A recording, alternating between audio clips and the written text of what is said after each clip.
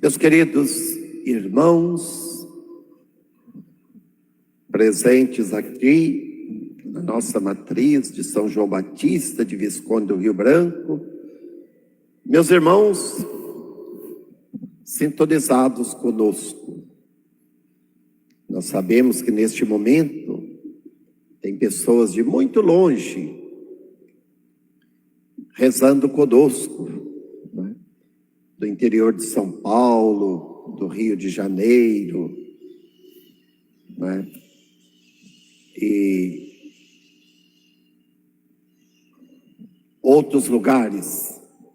Que bom! Formamos neste momento a grande família, a família dos filhos de Deus, do povo de Deus, que caminha para o céu.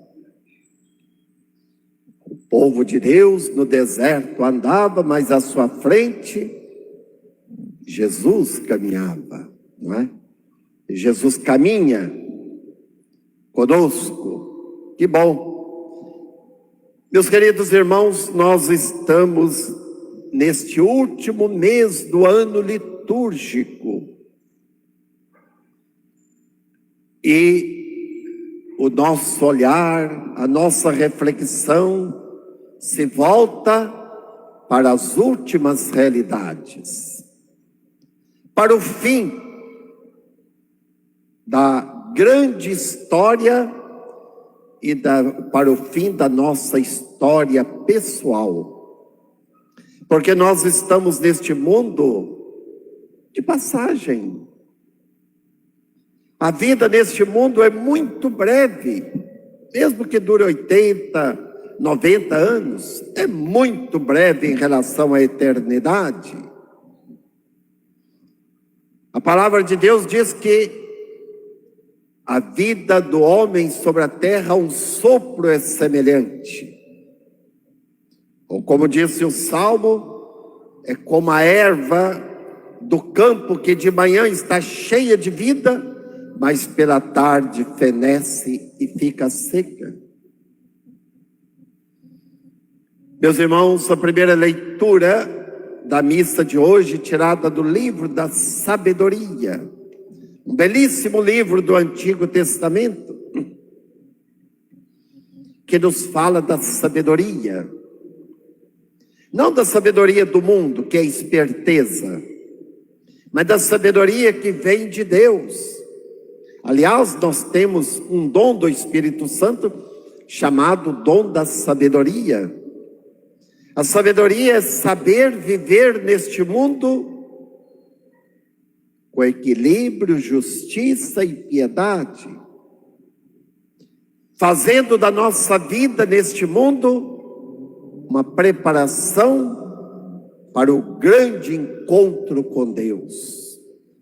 Sabedoria não é ficar rico, ficar famoso, ganhar as eleições. Isto tudo passa, isto tudo é mesquinho. Isto dura alguns momentos, mas a sabedoria nos leva ao céu, a buscar aquilo que não passa, a buscar o tesouro escondido, a pérola preciosa que é Jesus Cristo. Esta é a verdadeira sabedoria bíblica. Meus irmãos, e o evangelho de hoje, São Mateus, Jesus conta uma parábola, a parábola das 10 virgens. Mas deixa eu explicar para vocês, eu sei que vocês gostam, não é? Que a gente explique o texto, que fica fácil da gente entender, não é? Vamos entender. Os casamentos no tempo de Jesus, ali na Palestina, era uma grande festa, festa familiar. A maior festa da família era o casamento. Era o casamento. Quando o jovem escolhia a sua amada, a amada escolhia o seu amado, para constituir uma família, para gerar filhos. Era um grande momento. E o casamento durava vários dias. Até 6 dias, menos o sábado, porque o sábado é o dia que não se podia fazer outra coisa a não ser a glória de Deus. E veja bem que o casamento tinha muitas etapas, mas havia o momento mais importante, que era o casamento em si, a noite de núpcias, que era da seguinte maneira: o noivo, naquele tempo não tinha carro, não tinha luz elétrica, não tinha nada. O noivo saía da sua casa, não sei a quantos quilômetros que morava da casa da noiva, mas saía da sua casa e vinha com o grupo de amigos de noite para a casa da noiva e depois os dois para a nova casa. E o noivo não era surpresa. Ele vinha à noite, podia ser às 8 horas da noite, às 9, às 10, à meia-noite, qualquer hora. Ele podia vir. E era surpresa. E o que acontecia? Eram escolhidas as damas de honra. As damas de honra, que eram aquelas jovens que ficavam com suas lâmpadas acesas. Eu trouxe lá de Jerusalém essas miniaturas aqui, que eram o que elas usavam no casamento. De barro, naturalmente, colocava-se o azeite aqui e um pavio aqui na ponta para iluminar a estrada até a casa da noiva. Era uma procissão, vamos dizer, de velas, né? Mas era com essas lamparinas com azeite de oliveira. E o que acontecia? Quando o noivo chegava, as damas com as suas lâmpadas acesas levavam até a casa da noiva.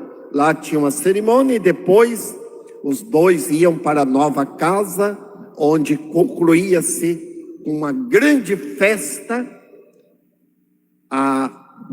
o casamento. Muito bem. Jesus usa este fato para nos dar o ensinamento. O que ele diz? 10 jovens foram convidadas para serem as damas de honra.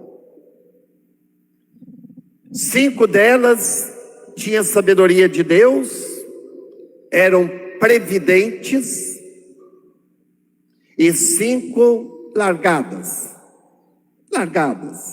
não estava nem aí. Aquelas 5 que eram previdentes levaram suas lâmpadas cheias de azeites, mas levaram uma vasilha com reserva, porque não sabia que hora que o noivo chegava. De repente, o azeite podia acabar.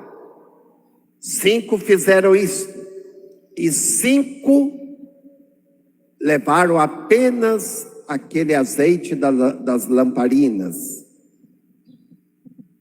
E diz o texto da parábola, olha como que é bonito: o noivo estava custando a chegar, demorando, e as 10 acabaram dormindo. No meio da noite, altas horas, alguém deu alarme, né? Viu que lá distante vinha o noivo, né? Pelo barulho, né? Pela alegria, e disseram: o noivo está chegando, prepare as lâmpadas. Aquelas que não tinham levado azeite viram que as suas lâmpadas estavam apagando, já não tinha azeite. E elas disseram para as previdentes: arruma um pouco do seu azeite, que as nossas lâmpadas estão apagando. E as previdentes disseram: não, o azeite pode ser insuficiente para nós e para vocês. Então sai por aí para comprar azeite, porque naquele tempo essas festas eram muito concorridas, então tinha aquelas pessoas sempre por ali, não é? Com o azeite para vender, não é? Como qualquer festa tem lá gente para vender água, não é? Vender qualquer coisa, né? Eles tinham também isso, para ganhar um dinheirinho. E elas foram comprar o azeite. Enquanto elas foram, o noivo chegou. As que estavam com as lâmpadas acesas foram à frente e introduziram o noivo lá na sala da festa. E o que diz o Evangelho? A porta se fechou. E eles começaram a festa, a grande festa. Chegaram as imprevidentes, a porta fechada, bateram na porta, dizendo: Senhor, abre-nos a porta. E ele lá de cima da sacada olhou: eu não conheço vocês, não sei quem são vocês. Fiquem fora. E Jesus termina dizendo: ficai vigiando, porque não sabeis nem o dia, nem a hora. Meus irmãos, vamos entender, vamos colocar na nossa vida esta parábola. Quem são estas virgens, essas damas? Somos nós, eu e vocês. Nós que estamos esperando o noivo, o esposo. Quem é o esposo? É Cristo. Ele que desceu do céu para fazer este matrimônio espiritual com a humanidade. Cristo se uniu a nós. Por isso que a igreja é chamada a esposa de Cristo Jesus. Nós fazemos parte da igreja. Ele, o esposo, que já veio, que vem e que virá.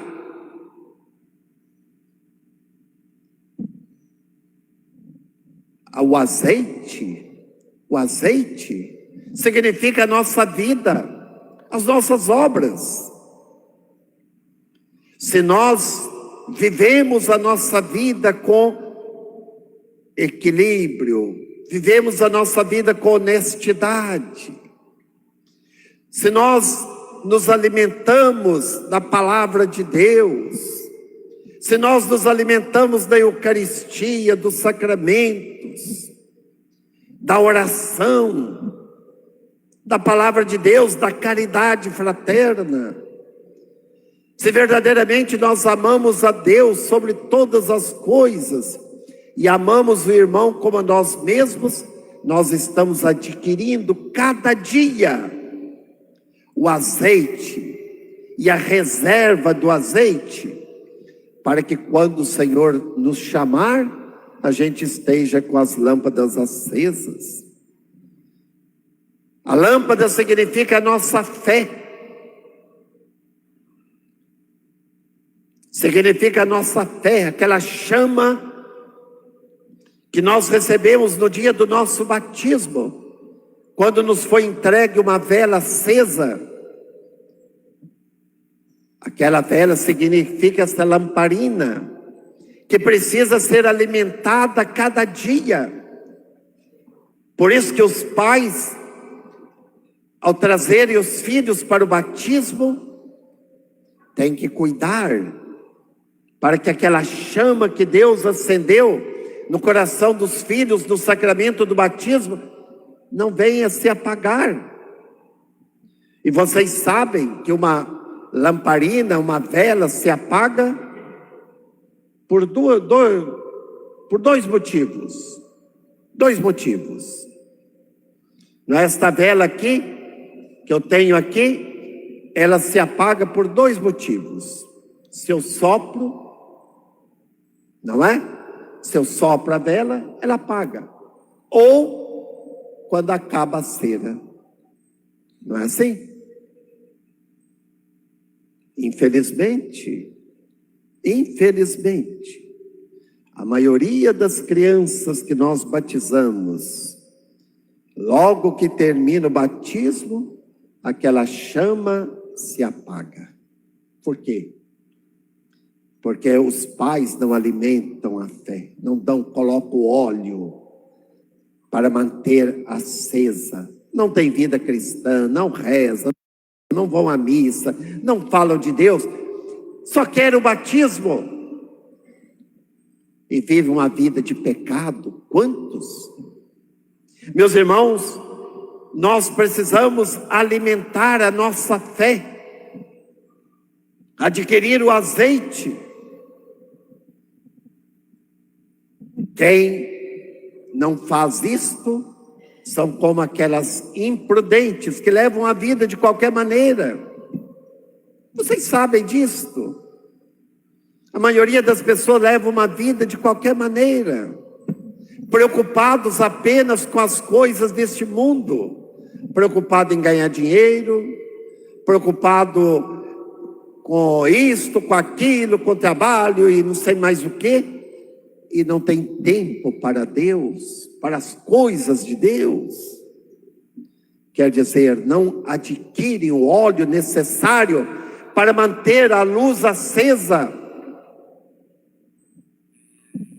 E vai chegar o momento em que nós vamos nos apresentar diante de Deus, querendo ou não. Querendo ou não. Nós estamos a caminho das núpcias eternas, do banquete eterno, da festa que não termina nunca, que é o céu, que é alegria. E às vezes nós desperdiçamos a nossa vida aqui neste mundo, não fazemos nada. E é interessante que diz no Evangelho que às 10, o noivo estava demorando chegar, às 10 acabaram dormindo, ficaram cansadas. O que significa isso? Que nós não sabemos a hora que o Cristo vem. Ele demora. Mas o que significa essa demora de Deus? Significa que São Pedro escreve na sua segunda epístola que a demora de Deus é porque Ele não quer que ninguém se condene, que todos se salvem, que todos cheguem ao conhecimento da verdade. Por isso Ele nos dá, enquanto estamos neste mundo, o tempo necessário para a nossa salvação, o tempo necessário para que a gente tenha o óleo suficiente, para que a gente não desperdice a sua graça. Ele demora a chegar. E é interessante também neste Evangelho que quando ele chegou, o noivo chegou, aquelas que não tinham azeite pediram um pouco de azeite, as que tinham, e elas não deram. Mas Jesus não ensinou a repartir? Não ensinou a repartir? Elas não foram egoístas? Será que não? O que vocês acham? Claro, aparentemente sim. Só que esta parábola está nos falando do final extremo da nossa vida. O que significa? Que naquele momento Naquele momento, nós não podemos contar com ninguém, eu e Deus. Ninguém, no momento do juízo, ninguém vai nos ajudar. Já passou esse tempo enquanto estamos caminhando aqui, mas chega naquele momento, eu e Deus. Ninguém vai ficar lá, dá um jeito, Senhor, Ele é muito bom. Não é como alguns estrupiços, né? Que vem um pessoal que não tem religião, não tem nada, aí arruma os padrinhos aparentemente cristãos, aí chega os padrinhos, não, padre, mas eles são muito bons, né? Eles rezam de vez em quando, fica arrumando, dando aquele jeitinho, né? Tem muitos estrupiços aí assim, né? Muitos estrupiços, né? E depois batizou, não está nem aí. Esses padrinhos vão prestar contas a Deus, esses estrupícios. Então veja bem, que lá naquele momento, não haverá ninguém para tentar colocar panos quentes. Eu vou me apresentar diante de Deus, eu e Deus. As minhas obras, naquele momento, eu vou ter consciência de tudo aquilo que eu vivi neste mundo, eu vou ter uma plena consciência da graça de Deus que eu desperdicei, e vou, eu mesmo, vou saber, reconhecer que não sou digno da eternidade do céu, que não sou digno. Diante de Deus, eu vejo que se eu aproveitei a graça, se eu busquei realmente, ou se eu desperdicei a graça de Deus. Não, ninguém vai interceder por nós naquele momento último. Ninguém. Por isso que ali o azeite não podia passar de um para o outro. Meus irmãos, a porta se fechou e as outras vieram e bateram na porta. Abre-nos a porta, Senhor, Senhor, abre-nos a porta. Ele vai dizer, eu não conheço vocês. O que significa isso? É muito triste. Esta será a maior derrota da nossa vida. Se naquele momento da nossa morte a gente ouvir o Senhor dizendo para nós, eu não os conheço, eu não te conheço. Por que Ele vai dizer? Porque nós vivemos uma vida longe dele. Quem vive uma vida longe de Deus, não conhece a Deus e Deus não conhece. Agora quem tem intimidade com Deus, quem apesar da sua fraqueza procura ser fiel a nosso Senhor, é claro que Deus conhece. É claro que Deus não vai dizer. É claro que Jesus não vai dizer, eu não te conheço. Vocês que estão na missa todos os domingos, vocês que rezam o terço, vocês que são bons pais de famílias, honestos nos seus negócios, vocês que não são envolvidos em corrupção, na esperteza deste mundo, vocês que procuram viver do trabalho honesto, digno de suas mãos, vocês que criam a família da melhor maneira possível, é claro que não vai ouvir essas palavras do Senhor, eu não te conheço. Claro que Ele conhece, vai conhecer. Por isso, meus irmãos, enquanto estamos caminhando neste mundo, devemos nos preparar, porque aquele momento vai chegar. O noivo, vai chegar o momento em que o noivo vai chegar, que Deus vem para nos colher, querendo ou não, tendo fé ou não, Ele vem nos colher. E será a pior derrota da nossa vida se ele nos encontrar de mãos vazias, sem o óleo, sem a reserva do óleo. Vamos simplesmente ficar fora. Eu não os conheço. Meus irmãos, pensemos seriamente nisso. Eu estou me preparando para o encontro com Deus? No meu dia a dia, eu estou me preparando ou estou vivendo uma vida longe de Deus, como aquelas imprevidentes, imprudentes, que levaram a vida de qualquer maneira? Sou como as previdentes, as que tinham juízo, ou aquelas que desperdiçam o seu tempo neste mundo?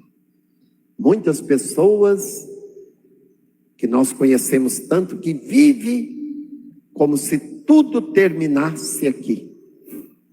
É muito triste. Nós não estamos esperando a morte. Nós não estamos caminhando para a morte. Se estivéssemos caminhando para a morte, seria um desespero. Mas nós estamos esperando o Senhor que vem. É totalmente diferente. O Senhor que vem ao nosso encontro, é Ele que nós esperamos, não é a morte. Mas é o Senhor que vem para nos colher.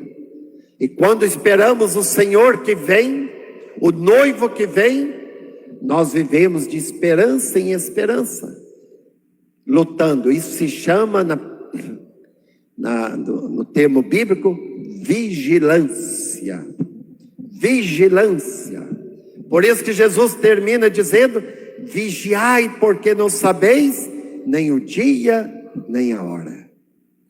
Então, vigiar é levar uma vida de honestidade, de seriedade. Não brincar com as coisas de Deus. Não brincar com a nossa salvação eterna. Não brincar. Nos preparar. Meus irmãos, daqui a pouco, antes da comunhão, eu vou apresentar a hóstia para vocês, que é o próprio Cristo, e vou dizer para vocês: felizes os convidados para a ceia, para o banquete do Senhor. Felizes os convidados para o banquete do Cordeiro. É isto que a gente diz antes da comunhão: felizes os convidados. Nós somos estes convidados para este banquete do Senhor. Não um banquete material, mas um banquete na eternidade. A festa que nunca termina. A festa da alegria. A festa das núpcias do Cordeiro, como disse o Apocalipse.